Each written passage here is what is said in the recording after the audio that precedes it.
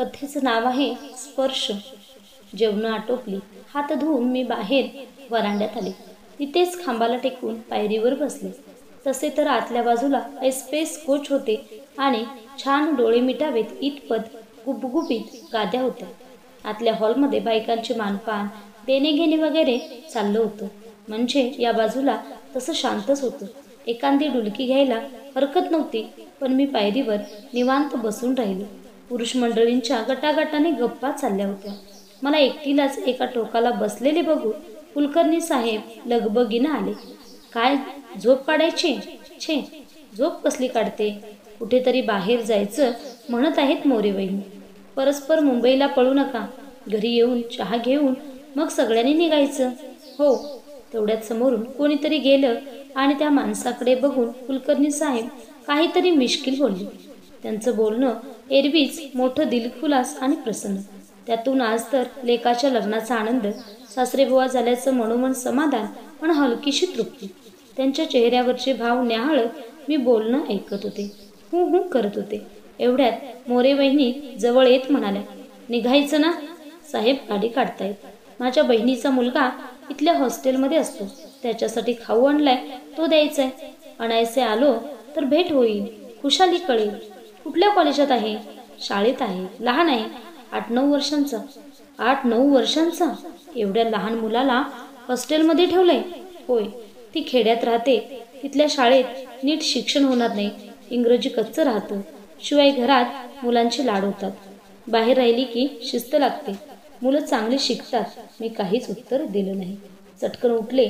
मला तो शिस्तशील मुलगा, त्याची शानदार शाळा आणि श्रीमंत हॉस्टेल सगळंच पाहायची फार उत्सुकता लागली होती.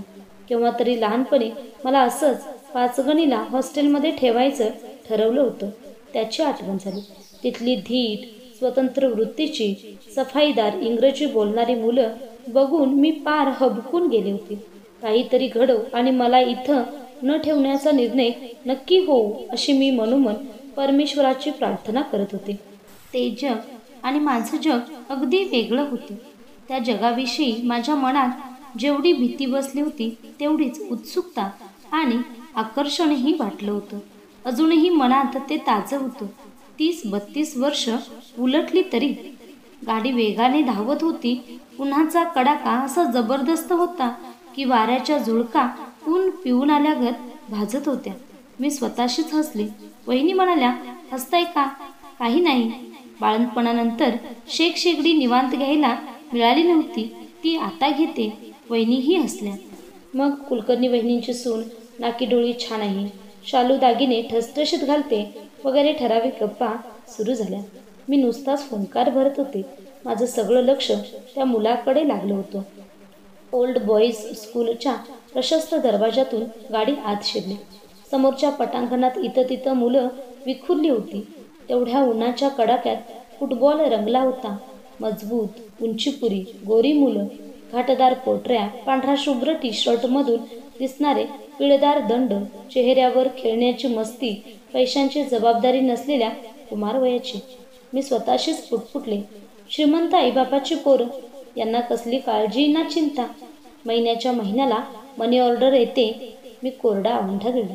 एवढ्यात एक मुलगा अदबीने आमच्याजवळ येत म्हणाला, कोण हवंय आपल्याला? वहिनींनी नाव आणि खोली नंबर सांगितलं. 2 मुलं त्या मुलाला कोणी भेटायला आल्याची बातमी द्यायला पळाली. एवढ्यात समोरून हादर येताना दिसले. इकडे तिकडे मजेत फिरणारी, गप्पा मारत टिवल्या बावल्या करणारी मुलं झट्टदिशी पांगली. पटांगणात खेळ चालूच होता. खादर दमदार पावलं टाकत आमच्याजवळ आले. आमच्या तिथे उभा असलेला मुलगा त्यांना अभिवादन करून बाजूला झाला. आमची चौकशी करून आम्हाला आत बसायला सांगून खादर निघून गेले. त्यांच्या अस्तित्वाची ती 5 मिनिटं एक वेगळंच वातावरण निर्माण करून गेली. ती आनंदी, शिस्तशीर मुलं, खादरविषयीचा आदरभाव, त्यांचा वचक, या सगळ्याचा माझ्या मनावर परिणाम होत होता. वहिनी माझ्या कानाशी लागून म्हणाल्या, बघितलंत ना, मुलांना कसं चांगलं वळण लागतं. स्मार्ट होतात मुलं. मोरे साहेबांनी कुस्ती जोडली. अशा वातावरणात वाढलेली मुलं पुढे शिकतात, कुणीतरी मोठी होतात, नाहीतरी आपलं चाललंय. यावरही मी काही बोलले नाही. जेवढे बघता येईल तेवढे बघून घेत होते, समजून घेत होते. ती निरोप द्यायला गेलेली मुलं सांगत आले की तो ट्रिपला गेला. ट्रिपला? आम्हाला कळवलं नव्हतं तसं. दर महिन्यातल्या एका शनिवारी रविवारी अशी ट्रिप असते. तो शाळेतल्या ॲक्टिव्हिटीमधलाच भाग आहे. कळविण्याचा प्रश्न कुठे येतो? किती सहजपणे ती मुलं बोलत होती. दर 6 महिन्यांनी अमुक एक रक्कम घेतली जाते. त्यात मुलांना सर्व सोयी उपलब्ध करून दिल्या जातात. त्यात वेगळं असं वाटायचं काही कारण नव्हतं. खरंच होतं त्यांचं. सतत पैसे पाठविणाऱ्या मोटारवाल्या आईवडिलांच्या मुलांना कशाला कमी पडू नये म्हणून तर या शाळा, या हॉस्टेल्स, या सुविधा. नकळत माझ्या मनात येऊन गेलं. आम्हाला आमच्या मुलांना SSC होईपर्यंत कधी साध्या सहलीला पाठवणं जमलं नव्हतं. एकदा प्रफुल्लनं रात्रीचं हळूच जीभ चावत चावत विचारलं होतं, आई, मुलं अजिंठा वेरूळला जाणार आहेत. मी जाऊ? नको बाबा, तू लहान आहेस. इकडे तिकडे कुठे हरवलास, पाय घसरून पडलास, काय झालं तर काय करायचं? आई, 2 सर आणि 1 मॅडम आहेत बरोबर.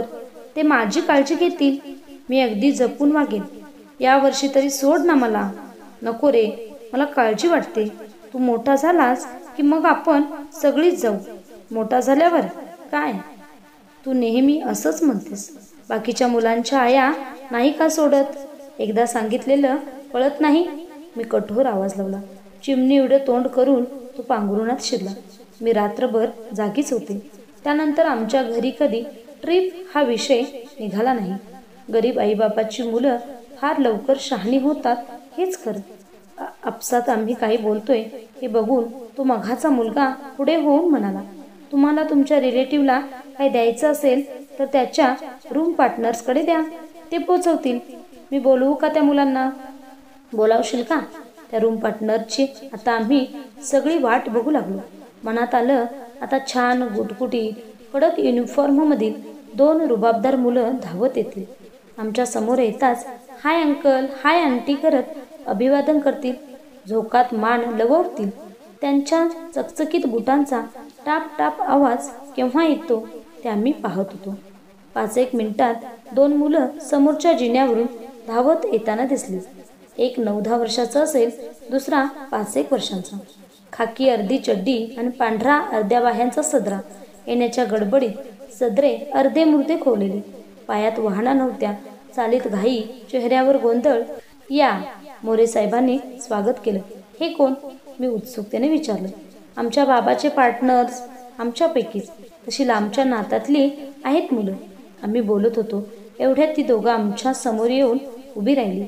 तो छोटा जरा आणखी पुढे आला. त्याच्या डोळ्यात ऊन उतरलं होतं. सावळा चेहरा बावरल्याने आणखीनच काळवंडल्यागत वाटत होता. तोंडातून शब्द बाहेर पडू नयेत म्हणून त्याने ओठ आवळले होते खरे, पण ते थरथरीत होते. एवढ्यात मोरेसाहेब पुढे झाले आणि त्याच्या तोंडावरून मायेने हात फिरवत म्हणाले, तू बरा आहेस बाबा? तुम्ही भांडत बिंडत नाही ना? कुणाची आठवण काढून रडत नाहीस ना? बोलता बोलता मोरेसाहेबाने त्या छोट्याच्या गालाची हळूच पापी घेतली. एवढा वेळ त्यानं स्वतःला आवरलं होतं, पण या मायेच्या स्पर्शानं ते चिमुरडं कसं विरघळलंच. त्याचा सगळा संयम आटला. ओठ वाकडे झाले. डोळ्यात धुकं साठलं. ती भव्य शाळा, तिथलं प्रशस्त पटांगण, कडक इस्त्रीचे कपडे, झोकदार राहणं, हे सगळं त्याच्या लेखी कवडी मोलाचं होतं. त्याला कुणीतरी पाठीवरून हात फिरवायला हवा होता.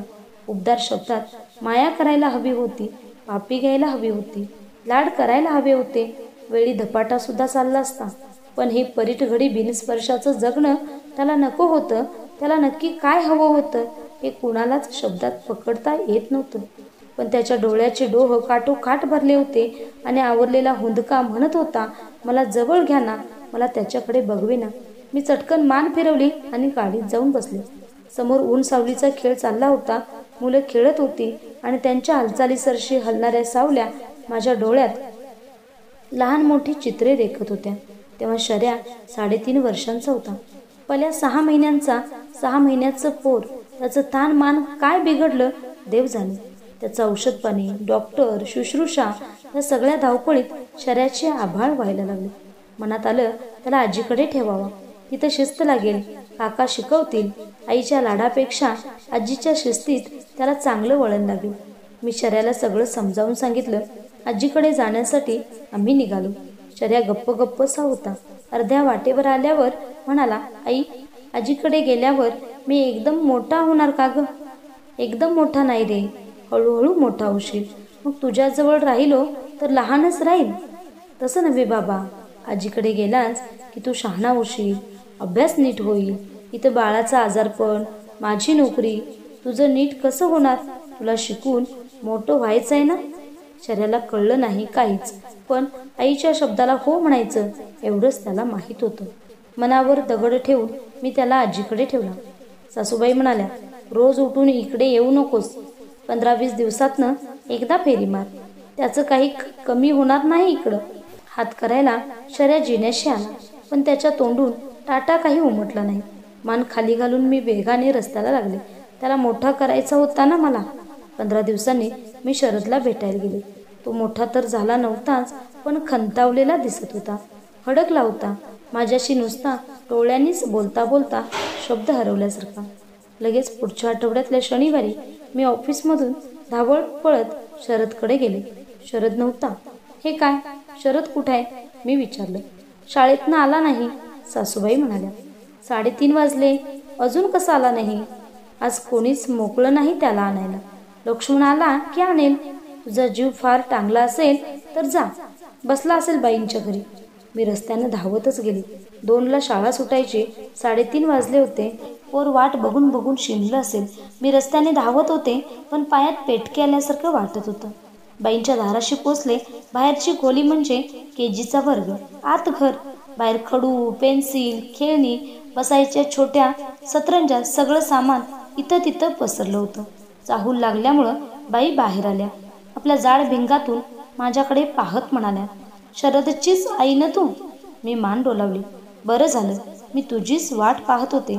अगं, तो कुठल्या शाळेत येतो, कुणाकडे येतो, काय शिकतो हे बघायला तू यायचं नाहीस? सासूबाईंनी मला दुसऱ्या कुणाचं काही सांगू नकोस. तू आई आहेस, त्याला जन्म दिलास. अगं मुली, नुसता जन्म देऊन आईचं कर्तव्य संपत नाही. त्याला वाढवायला लागतं, जोपासायला लागतं. इथं त्याला चांगली शिस्त लागावी म्हणून ठेवला. त्या आहेत काळजी घ्यायला. बाई हसल्या. डोळ्यावरून चष्म्याचे ढापण काढत त्याने हळूच डोळे पुसले. माझ्याजवळ येऊन उभ्या राहिल्या. पाठीवर प्रेमाने थोपटत म्हणाल्या, तुला कुणी सांगितलं मुलं शिस्तीत वाढतात? अगं पोरी, मुलं मायेवर वाढतात. या खोलीत लावलेले थोरा मोठ्यांचे फोटो बघितलेस? ही सगळी आईच्या मायेवर वाढली. तुम्हा मुलींना जबाबदारी नको, दोघांनाच मजेत राहायला हवं. नाही हो, माझा धाकटा आजारी आहे म्हणून थोरल्याला पोरका करतेस? तसं नव्हे, दोघांची आबाळ होईल. तुमच्या सुखाच्या कल्पना काय असतात ग? तू जेवतेस त्यातला अर्धा घास त्याला दे, ते पोर सुखात वाढेल. 9 महिने पोटात वाढवलेलं पोर आईला कधी जड नसतं. बापाचं छत्र नसेल तर पोरं गरीब होतात, पण आईचं छत्र गेलं की ती पोरं पोरकी होतात. इकडे तुला दाखवते. मास्तरीणबाई मला आत घेऊन गेल्या. स्वयंपाकघरात दप्तर कुशीत घेऊन शर्या चटईवर झोपला होता, अनाथासारखा. वाईट वाटून घेऊ नकोस हं, तू मला मुलीसारखीच म्हणून प्रेमाने सांगितलं. अगं, गाईची शिंग गाईला जड नसतात. 2ला शाळा सुटते. त्या मुलाला घरी जायची ओढ नाही आणि कुणी न्यायलाही आलं नाही. मी हळूच शरदला हलवलं. तो दचकून उठला, माझ्याकडं पाहत राहिला. त्याच्या मोठ्या मोठ्या डोळ्यात काय नव्हतं. आई, तू मला न्यायला आलीस? होय बाळा. तुझ्या घरी जायचं? आपल्या घरी. माझ्या तोंडून शब्द उमटत नव्हता. डोळ्यातून पाऊस झरझरत होता. आई, मी कधी नाही हट्ट करणार. बाळाला पण त्रास नाही देणार. आई, आता मी मोठा झालो ना? होय बेटा, तू फार लवकर मोठा झालास. मला एकदम मुदका आला. मोरे साहेबांनी चमकून माझ्याकडं पाहिलं. मी तोंड फिरवलं आणि मी भानावर आलो आणि समोरचा ऊन सावलीचा खेळ पाहत राहिले. वहिनींनी बिस्किटाचे 2 पुडे त्या मुलाच्या हातात दिले. मोरे साहेबांनी त्याच्या खिशात चॉकलेट भरली आणि त्या छोट्याच्या केसातून हात फिरवत म्हणाले, ही चॉकलेट खा हां, यातला 1 बिस्किटाचा पुडा आमच्या बाबाला दे आणि 1 तुला घे. आता जाशील तुझ्या खोलीत नीट. त्या दोघांनी मान डोलावली. मोठ्याने धाकट्याला धरून जिन्याकडे नेलं. बिस्किटाचे पुडे सांभाळत तो शहाण्या मुलासारखा चालला होता. आता तो रडत नव्हता, मागे वळूनही पाहत नव्हता. त्याला मोठा करण्यासाठी इथं ठेवलं होतं ना. गाडी सुरू झाली. आमच्याकडे पाठ करून जिना चढणारा चिमुकला मला दिसत होता. त्याच्या ओठांवर गोठलेले रडू आता पाऊस होऊन माझ्या डोळ्यातून वाहत होतं. त्यात अनेक गोष्टी उमटत होत्या, थरथरत लहान मोठे आकार घेत होत्या, विरून जात होत्या. विरणाऱ्या त्या सगळ्याच आकृती पार होऊन झुलू लागल्या. गाडी वेगानं पुढे निघाली आणि मी माझ्या मनाशी पक्का निर्धार केला की काहीही झालं तरी आपण आपल्या लहान मुलांना शिक्षणासाठी हॉस्टेलला पाठवायचे नाही. आई वडिलांच्या सहवासातच मुले चांगली घडत असतात.